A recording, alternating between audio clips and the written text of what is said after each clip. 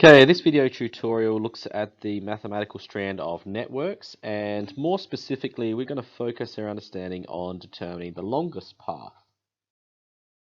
So essentially, what is the longest path? Well, the longest path problem is basically trying to find the longest path between two nodes. So it's almost the opposite of the shortest path. And simply the easiest way to do this, rather than have an algorithm to follow, is just basically to identify the longest path between the nodes and follow that. So basically step one, label the starting node 0, find any unlabeled nodes that are only accessible from the 0 node, and label it with the maximum possible lengths. And you keep doing this until you reach the finishing node. And then basically backtrack through the nodes to establish the longest path. So let's have a look at a bit of an example question here. It says find the longest distance from start to finish. All right, so we're going to look at question A, start to finish. Basically, we've got 4 or 7. That's our first option. All right, now we can either carry on down to give us 12 from the 7, or we can carry across to give us 9. We can go down from the 4. Now remember, 4 plus 4 is 8. Obviously, we've had to decide which is bigger, 8 or 9. We've gone with 9 because it's bigger. Or we can carry across, and that gives us a 6. Now, once we've done that, all right, we keep going. So we know we've worked out the 12. The 9 was bigger than the 8, remember, and we've got 6. So we can go down this way and end up with 10.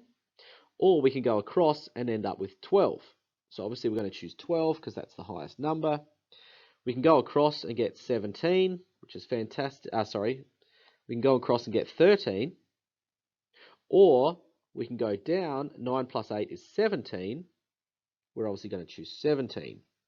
Now if we go 12 and 5, 12 and 5 gives us 17. We don't want that because we know if we go across, 17 and 6 makes 23. So therefore we've got 23 units. Now obviously in our second example we've gone 4 and 5, and then this will give us 10 because there's only one way to get there. We can go 4 plus 4 or 5 plus 1. We know in this particular scenario 4 plus 4 is bigger than 5 plus 1, so we go 8. This gives us 9 because we've gone over 5. This gives us 11, so 10 plus 1 is 11, or 8 plus 2 is 10. We're going to go with 11 because 11 is the bigger option here, so that's going to be 11. We now have 9 plus 4 is 13. 8 plus 3 is 11, so we're not going to go through 8 anymore. 11 plus 6 is 17, but we've got 13 over here, plus 9 gives us 22. So we're basically going to backtrack our way through. So let's have a look at a practice question. I'd basically like you to find the longest path from A to D. Please feel free to pause the video, have a go. Once you think you've got the correct answer, continue the video and we'll see how you went. Okay, so let's see how you went. We're starting at A and we want to try and get to D. So if we go this way, we're going to end up with 4. If we go this way, we're going to end up with 7. And if we go this way, we're going to end up with 12. Now, basically, we can then, if we go this way, we're going to end up with 12 add 9 is 21, which is great. If we go this way, we're going to end up with 7. Not so good yet. If we've got 4 and we add our 2, we still only get to 6, so we don't worry about that. So therefore, G remains at 7 at the moment. However, if we go this way, we end up with 19. So we can now change G to 19. If we end up this way, we end up with 11. Not going to be good enough, so we're not going to go that particular way.